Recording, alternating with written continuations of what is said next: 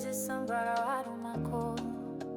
This is the moment you're meant to know.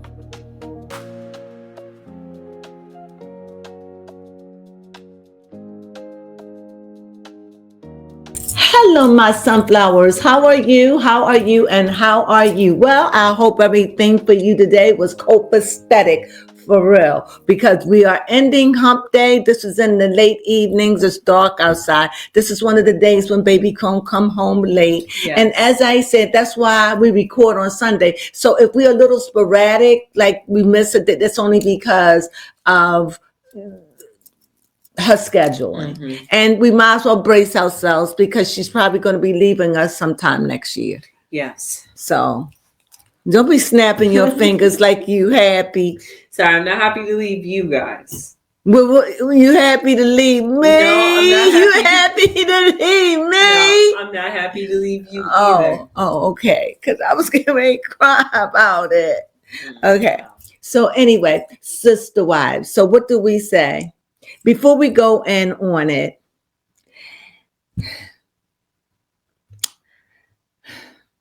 before we talk, I found, you can get into it, but I just got to talk about this, okay?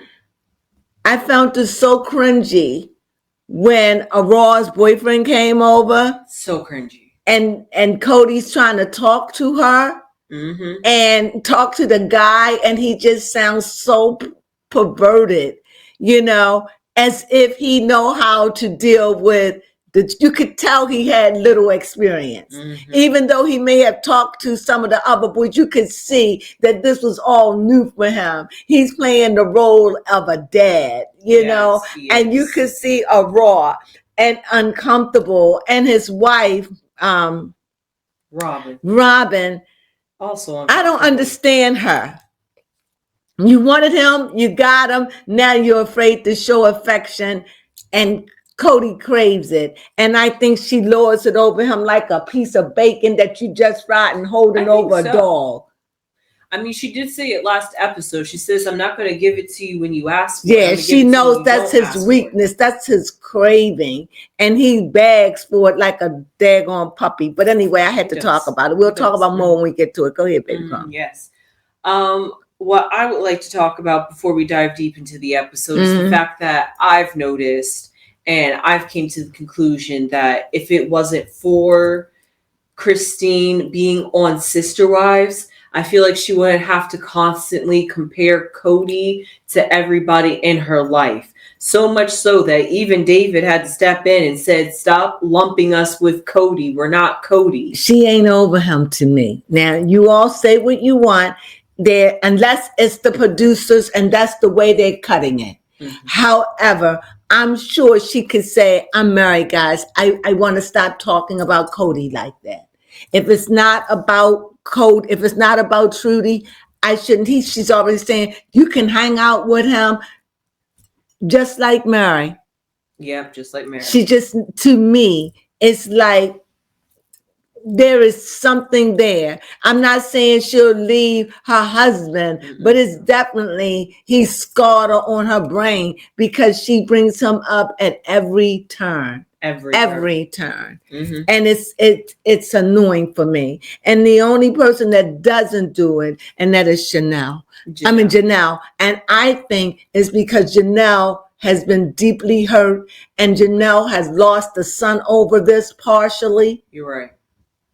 And I think Janelle suffered.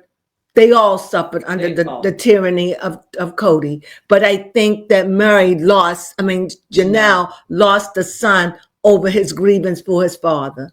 And she knew it well. She did. And McKelty, she was feeling that way, but she betrayed her parents, as far as I'm concerned, and went to them. And now she's coming back and seeing the mistakes that she's made. Yep, that is true. So I'm starting to like her again, because for a while I just didn't. Why you gotta be those apple bottom jeans? Do you know what I mean? Yeah. Why you gotta stand out and be different? Yeah. Like he was going to treat you differently. You came from Christine, so no. You're right. So really in this episode, okay, first off, it is Christmas. They sung "We Wish You a Merry Christmas," and we watched how every family celebrated Christmas last year in 2024. So what Mary did was her and Jen, her best friend Jen, always by her side, her ride or die, always traveling. I think Jen is more with Mary than she is with her husband. Amen. I agree. It appears that way. It appears that way to camera. But hey, all the wives are glad that Mary has a supportive friend in her life. I am glad about and Jen that. is a really good friend. Mm-hmm. Speaking of which, Jen had Mary go through some BITCH lessons. Yes. And it was good. It was funny. Mm-hmm. It was funny. And I know that she doesn't really want to be the Grim Reaper. She doesn't want to be the one that bitch and moan and complain. She's so used to sitting in the background and saying nothing that it's very uncomfortable for her to speak up. Mm-hmm. And I do think that she had trepidation when Mary tries to do it, but it is time for you to let that go. Just like it's time for Christine to stop lumping Kody into everything. Whenever they talking, I know that's what they've been with, and I know it's what they know. I know, and it may take time, but he's still very much a part of their life. And honestly, when they go to Kody's scene, I find it very boring. It's just that he doesn't fit. No, he doesn't. Maybe if he got along with the wives and didn't talk so negative, maybe. But because he in such opposition, he doesn't fit with the three women. At this point, you understand what I'm saying? Yes. I don't think for my pet peeve with Kody is not the fact that he talks about his wives. That has just became his running shtick at this point. But my pet peeve with Kody is the fact that he is so open with Robin now that all the wives are gone, that it's like a flip has been switched in Kody. I'm like, Kody, who is this person I'm seeing on camera? I don't like his overly sexual, sexist, and he knows it, and he says he's going to be it and still says it anyway. And I'm like, and he even like that on Special Forces. Yes, he is really misogynistic. He really is. Really. And he thinks that guy being a cowboy and having a farm and listening to country music, he thinks that's the bee's knees. Now for him, that's a bearskin man. Mm-hmm. That's a man's man. A mom's mom. Mm-hmm. Mm-hmm. Yes, exactly that. So that's my pet peeve with Kody when it comes to him. So he doesn't fit for the fact that he's still trying to make us love Robin. It just feels like in a different way. So she seems cold and detached to me. Who? Robin. Oh, very. She seems cold and detached when it comes down to Kody. And even when she does, she'll pat him on the shoulder like good old pal. You'll be all right. Yeah. And maybe it's not like that. I don't understand. They did all this to be together. And now she's got all these trepidations. I don't get it, but. Yes. So one thing that I learned new about Janelle and Mary, Janelle and Christine, they have been close throughout the years, but apparently it was COVID that brought Christine and Janelle more closer to the point where they were able to form that inseparable bond and decided to be friends for life, even after Sister Wives was no more. Right. So I just found that interesting, and I'm curious what happened during the pandemic. I guess they got close and they realized, and they talked, and they realized that it was over, and they shared that, and it was a moment, and they realized it was over. And Mary was trying to be friends with what's her name? Robin at the time. So they had each other, and they leaned on each other during those very, very lean months. When it was very lean, and Kody was not, he was giving his spoils to another. And it was very rough for them. And they bonded over that, I think. Okay, break it down, philosopher. Love it. So yeah, that was pretty much it. So Janelle and Christine spent the Christmas holiday seasons together, or at least before Christmas, because I think they spent Christmas separately, Mhm. at least according to the way they cut it on the Mhm. camera. Mhm. So because of that, it was nice to see that the family still got together, all their children got together. You see how pretty much Sister Wives has sectioned off into their own little groups. And I think that when Christine is saying that she's could have slapped Murray, I think it's out of an endearment. I think she does feel a way about it, and she does feel sad and hurt. But I think that she loved Janelle, and I think that she's just saying it out of, I get it, but it hurts nevertheless. Mm-hmm. Yeah. That my children want to be with you, and I'm left alone. Mm-hmm. But even though she's okay, Janelle isn't okay. That's true. But she's okay. Janelle waiting for a house. Janelle is waiting for the land. Janelle frequently just lost her son. So she need all the love she can get. Christine have a man. That's true. Who feels her.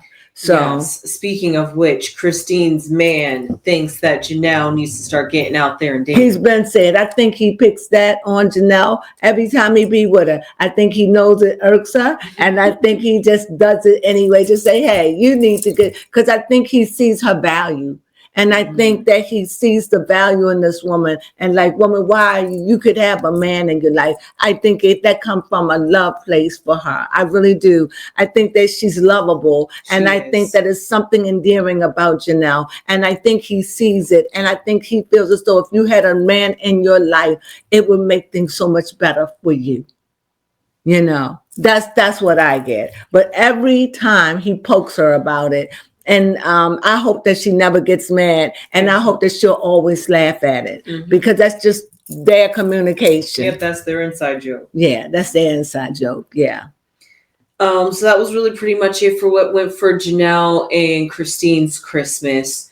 We talked a little bit about Mary's Christmas, how she spent. I don't feel like we give Mary enough props, but I tell you, when Mary was talking about she's going to tell Kody off and she's going to say it, I thought that was funny.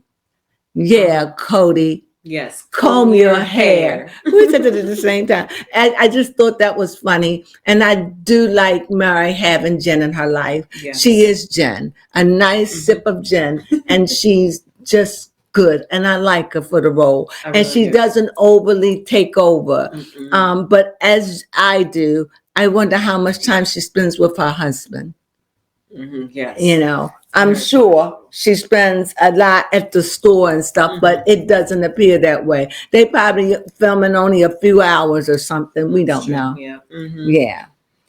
So what else? I feel like we're missing a crucial part. Oh, before we go, I definitely want to talk about Aurora. Yes. She was like a little kid dating for the first time. There's something to be said about that kind of innocence. What do you think?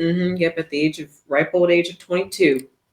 Never dated or anything, first boyfriend, you know, probably her first kiss. I think it's beautiful. She's a late bloomer, but today in times, I think that's the better way to go. What do you think?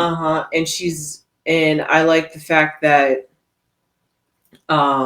she's confident in what she stands for and what she wants from a relationship. And even though she's expressing it through the lenses of religion and allowing it to guide her and lead her to the right relationship, I see it as Aurora being confident in knowing that she herself is only going to pick out somebody that's only right for her. So I feel like here we go again with Kody and the whole knife situation. Oh, yes, yes. And I if I was the young man, I would have felt very uncomfortable. So uncomfortable saying, so you need to protect my daughter needs to protect herself from you. How so? Why would she need to be protected? I'm like, Kody, chill out. And forget about that part. But the fact about did she belong to another man? What? Yeah. What if she decides that she doesn't want to get married? Don't kiss her. Don't taint her because she belonged to another. What? To me, that is, she hasn't committed herself. And because she hasn't committed herself, she should be free. Yes. free. But you done already marked her, put her with another man. You kissed her, that's another man. Wife, you can't say that. You can't say that. What if she wound up being gay? I doubt it, but what if?